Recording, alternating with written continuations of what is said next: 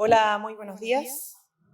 No había tenido la oportunidad de saludarlos y saludarlas. Feliz año. Llevamos 4 días ya de este 2023. Les deseo lo mejor para este año. Como gobierno, además, esperamos profundamente que la preocupación, sobre todo este mes, pero durante todo el 2023, no esté en golpear al gobierno, sino que en poder mejorar las condiciones de vida de las personas, de los ciudadanos y ciudadanas de nuestra patria.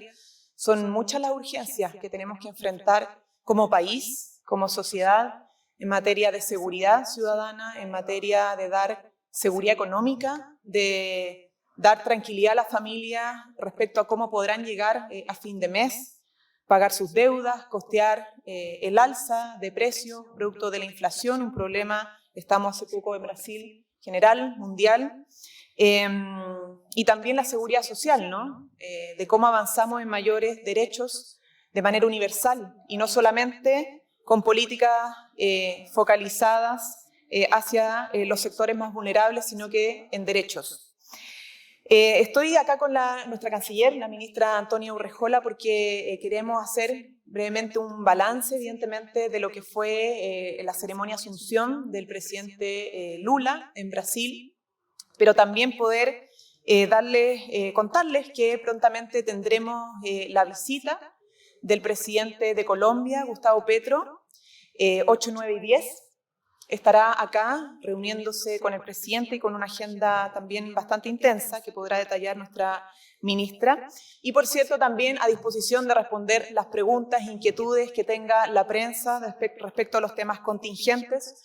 Solo decir que en este momento, ustedes se habrán enterado, el presidente va a tener la visita a la región de Los Ríos, que era parte también de su compromiso, también de su deseo de poder visitar todas las regiones de nuestro país. Tendrá una agenda ya en terreno, en el territorio. Nuestro ministro de Vivienda también en la región de Los Ríos, haciéndose cargo de, obviamente, de las soluciones habitacionales en la región. Y nuestro ministro de Agricultura, quien ha estado también desplegándose en la región de Valparaíso, en Viña del Mar, para entregar ayudas alimenticias. Lo encontramos además con el ministro Jackson, que venía de Maipú, de actividades en terreno, a propósito de la encuesta CACEN.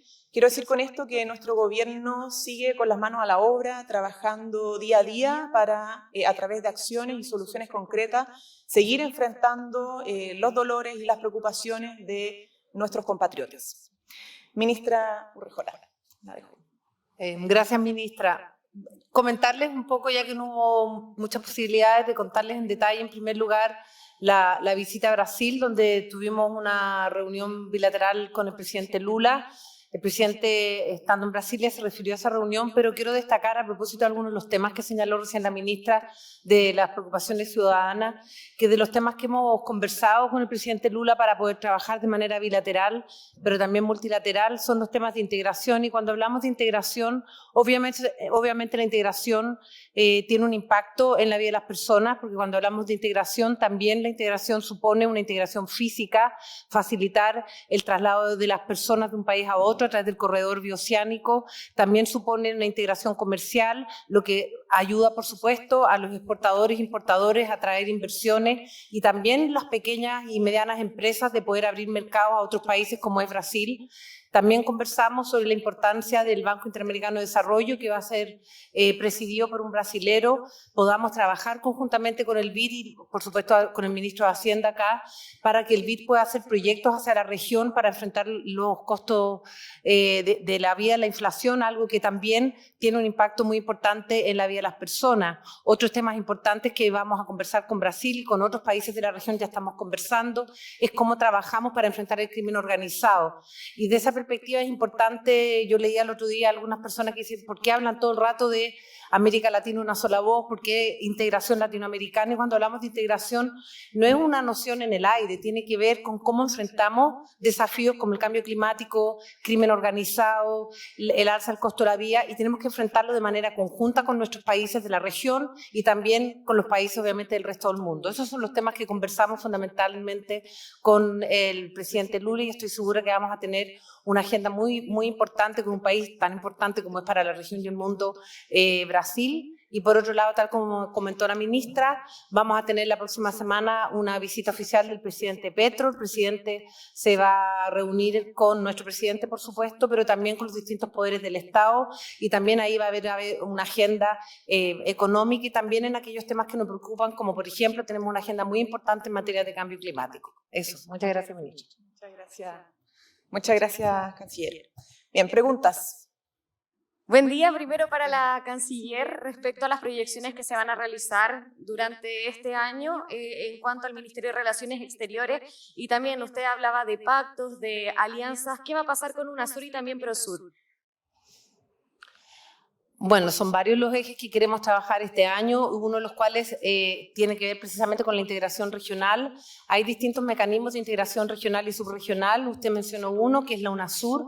Ese es un tema que tenemos que conversar con los demás países miembros y es un tema que yo creo que va a ser parte de las conversaciones en la CELAC. Sobre PROSUR, Chile ya no es parte de PROSUR, eso fue una de las primeras medidas que yo tomé como canciller. Nosotros no estamos ya en PROSUR, pero vamos a ver los distintos mecanismos. Conversamos con el presidente Lula, por ejemplo, la importancia del Mercosur, existe la comunidad andina también, es decir, hay distintos mecanismos regionales y subregionales. Lo importante es que podamos establecer una agenda común con estos países a través de los distintos procesos de integración que enfrenten las preocupaciones de los ciudadanos que yo mencionaba anteriormente. Sobre los ejes, precisamente es cómo la política exterior está al servicio de las prioridades de la ciudadanía, y desde esa perspectiva, cómo seguimos trabajando con los países de la región, con los órganos multilaterales en materia de la crisis climática, el efecto que tiene la crisis climática en los temas relacionados con la seguridad alimentaria, los temas migratorios obviamente van a ser un eje central que trabajamos en coordinación con el Ministerio del Interior, crimen organizado, y también, sin lugar a dudas, cómo podemos continuar atrayendo inversiones desde una perspectiva también de un modelo de desarrollo que sea sustentable y sostenible, que es uno de los temas fundamentales de nuestro gobierno. Gracias. Ministra Camila Vallejo, ahora pasando a un tema político que tiene que ver con los indultos. No está en duda, ministra, de que esto ha sido una atribución presidencial que ha tenido el presidente Boric, pero el problema que ha surgido respecto a esta polémica son los calificativos que hizo el mandatario. Ahora, usted comparte que en el juicio de Jorge Mateluna hubo irregularidades, y si está usted también convencida de que él es inocente. A ver, el presidente dio por zanjada esta polémica el día de ayer y se dirigió al país a través de los medios de comunicación desde este mismo lugar, justamente para insistir, recalcar en el respeto absoluto ahora y siempre de la separación de poderes, de su autonomía, de su independencia y el respeto a sus facultades jurisdiccionales, particularmente respecto a los tribunales de justicia. Eso no ha estado en duda ni lo estará jamás. Entonces, independientemente de las opiniones personales, ese respeto está y está en la demostración de las acciones que hemos hecho.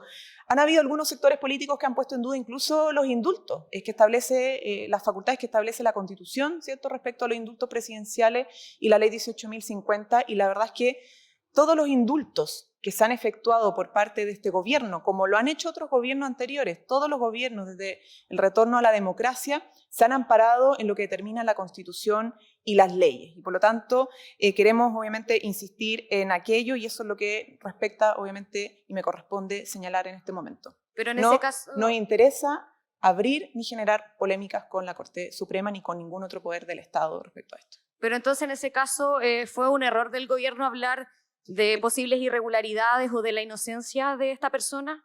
El presidente el día de ayer ya se refirió a este punto y lo dio por zanjado. Frente a tu pregunta, creo que está la respuesta dada por la declaración del presidente de la República. Es que no quedó claro en las declaraciones del presidente, porque él habló más de la separación de los poderes del Estado, si efectivamente asumían que había una irregularidad o respecto a la defensa de la inocencia. Puede no satisfacerte la respuesta del presidente, pero el presidente fue muy claro, tanto al comienzo hasta el final de su declaración, que independientemente de su opinión, aquí hay una facultad que se ha ejercido con debido y absoluto respeto a la Constitución y a las leyes, y por lo tanto él da por superado esta controversia, ¿no? Y además recibimos con total acuerdo y normalidad la declaración de la Corte Suprema, porque efectivamente lo que ahí se señala es algo compartido por nuestro gobierno, como desde el Poder Ejecutivo, lo que ahí se señala que es respetar obviamente todas las facultades que tienen los tribunales de justicia y su ámbito jurisdiccional, en el cual no hay ni intromisión ni ánimo de intrometerse. Entonces, ¿se mantiene la posición del presidente? respecto a la opinión de la inocencia. Respondí su pregunta por cuarta vez. Ministra, ¿cómo está? Buenos días. ¿Qué le parece al gobierno la ofensiva de la oposición? Se ha anunciado una acusación constitucional por parte de la UDI en contra de la ministra de Justicia, Marcela Ríos. Se está deslizando también una eventual acusación en contra del presidente. Esto lo hace el Partido Republicano. También ellos se bajan de la mesa de seguridad. ¿Qué le parece al gobierno esa ofensiva? Por otro lado, y respecto también a la mesa de seguridad, ministra, ¿se va a retomar los diálogos? ¿Van a insistir con esta mesa, con estos intentos por llegar a acuerdo transversal en materia de seguridad? ¿Van a insistir con ello o ya está desahuciada esta mesa? Mira, lo señalaba al principio. En política hay diferencia, las críticas son necesarias y son legítimas, las acusaciones constitucionales también son facultades de las cuales pueden hacer uso las y los parlamentarios. Pero más allá de los fundamentos o no de estas acusaciones constitucionales, porque a nuestro modo de ver son infundados, ¿no? Necesitamos un ánimo de colaboración, de solidaridad y de humildad para enfrentar los problemas de la ciudadanía. La ciudadanía no quiere pequeñeces políticas, no quiere pelea chica, quiere avanzar en soluciones concretas, en acciones concretas que le permitan mejorar sus condiciones de vida. Y en eso estamos nosotros trabajando todos los días y estamos preocupados de eso. Entonces, por eso nos interesa mucho que el ánimo principal, que la centralidad en la política esté puesta, no en cómo esto me sirve para golpear al gobierno, hacerle la pega más difícil, sino que en cómo esto me sirve para poder hacer avanzar al país y entregarle a la ciudadanía soluciones legislativas y ejecutivas para enfrentar la delincuencia, el crimen organizado, el alza del costo de la vida, los derechos sociales. Estamos discutiendo hoy día una reforma previsional que busca, entre otras cosas, aumentar las pensiones ahora de los actuales jubilados, que se complementa además con el proyecto que se ingresó para ampliar el universo de la pensión garantizada universal, que ya fue aprobado en la Comisión de Trabajo y Seguridad Social de la Cámara, si no me equivoco, el día de ayer. Entonces, todos estos elementos que, insisto, es legítimo, las críticas, las acciones que emprendan los parlamentarios y parlamentarias, pero nos restan tiempo a la tramitación de otras leyes, nos restan tiempo en el debate público, ¿cierto? Y nos dificultan efectivamente avanzar en lo que espera la gente, que es que nosotros, que la política, el ejecutivo, el legislativo, etcétera, podamos darle respuestas concretas ante sus preocupaciones. Y en eso, la mesa que se ha levantado del compromiso transversal por la seguridad busca justamente responder a esa urgencia ciudadana. Evidentemente que nosotros hemos desplegado varias acciones en esta materia, el plan Menos Armas, Más Seguridad, la política contra el crimen organizado, los proyectos para acelerar las expulsiones judiciales y administrativas de migrantes que por la ley de drogas y narcotráfico, que han cometido crímenes, o sea, delitos en materia de narcotráfico, y otras agendas, pero podemos avanzar mucho más y mejor si lo hacemos en un compromiso transversal. El Ejecutivo necesita a los parlamentarios y parlamentarias para avanzar, y los parlamentarios y parlamentarias, sean oficialistas como de oposición, también necesitan al Ejecutivo para avanzar, ¿no? Porque muchas de las propuestas que tiene la oposición en materia legislativa requieren de las facultades, ¿cierto?, y de las atribuciones del Poder Ejecutivo, es decir, del gobierno. Por lo tanto, es más efectivo, más eficaz y más conveniente para la ciudadanía que la oposición, en vez de restarse en materia de seguridad, se sume a los compromisos y la tarea en materia de seguridad pensando en el bien de nuestros compatriotas y también de su propio electorado que exige respuestas en esta materia. Para insistir con la mesa.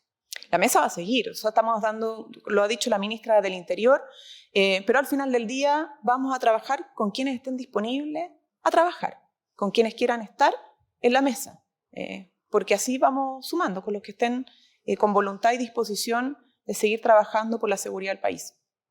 Ministra, ¿cómo está? Muy buenos días. Respecto a la designación del fiscal nacional, esto que conversábamos, el episodio con la Corte Suprema o el clima respecto a la mesa de seguridad, pueden incidir a juicio del gobierno negativamente en la ratificación del nombre que van a proponer al Senado, y en este sentido esperan como Ejecutivo que finalmente en este proceso de designación la tercera sea la vencida?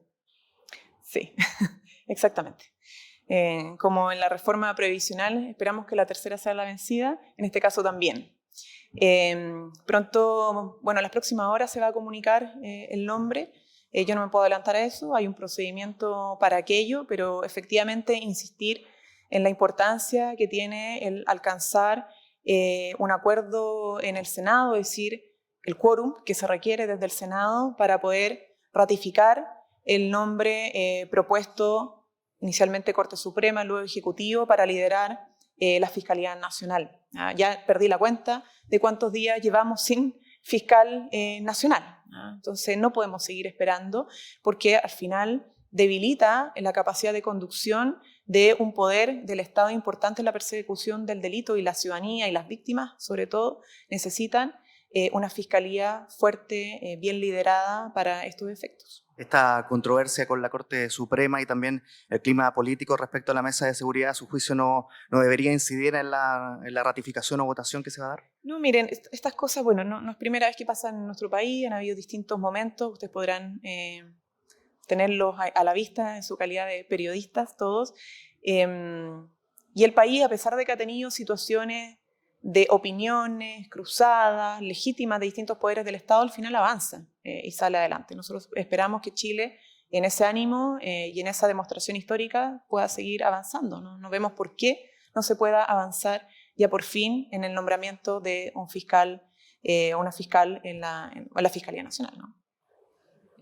Ministra, ¿cómo está? Buen día. Quisiera preguntarle por el tema del acuerdo constitucional en la reforma que se está dando en el Congreso actualmente. Ya falta muy poco para que ingrese a la Cámara de Diputadas y Diputados, y con ello también una nueva discusión donde ya se han visto varias posturas relativamente claras. De hecho, partidos del oficialismo como comunes han planteado la posibilidad de realizarles indicaciones no solamente a temas relativamente, por llamarlo de alguna forma, livianos, sino que más de fondo. Primero, como Ejecutivo, ¿qué llamado le hacen a las fuerzas del oficialismo para estos temas? Y segundo, también para el gobierno, ¿dónde están los límites dentro de la discusión para el acuerdo constitucional, o más bien las líneas rojas para ustedes? Lo que pasa es que el presidente también fue claro, y nuestras ministras, cada vez que han sido consultadas y entrevistadas sobre la materia, también han sido muy claras. Nosotros no vamos a pautear al Poder Legislativo en esta conversación.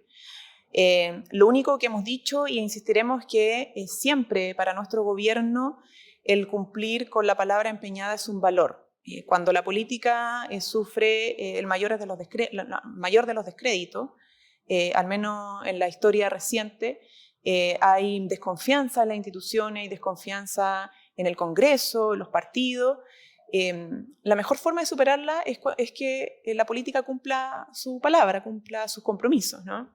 Y eso es algo que nosotros esperamos que se mantenga independientemente de lo que le corresponde en el trámite legislativo a un Congreso Nacional, mejorar, avanzar, precisar, etcétera. O sea, pero hay un acuerdo que ha alcanzado las distintas fuerzas políticas de manera transversal, y ese es un acuerdo que implica una palabra, implica una firma, y es lo que se debe respetar. Eso es lo que para nosotros es lo más fundamental. El resto sería intrometernos en detalles que no van al caso, porque nosotros nos vamos a pautear esa discusión.